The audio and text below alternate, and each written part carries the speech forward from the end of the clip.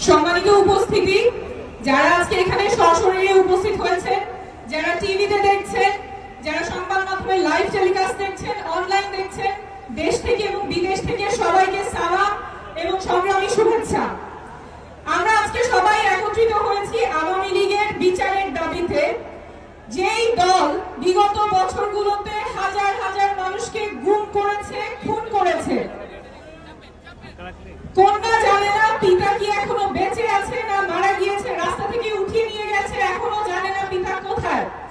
জুলাই আগস্টে কয়েকদিনের ব্যবধানে হাজার হাজার মানুষকে নির্মমভাবে আহত করেছে, পঙ্গু করেছে, অন্ধ করেছে, সারা জীবনের জন্য তাদের কর্মক্ষমতা হারিয়েছে। সেই দল নাকি নির্বাচন করবে।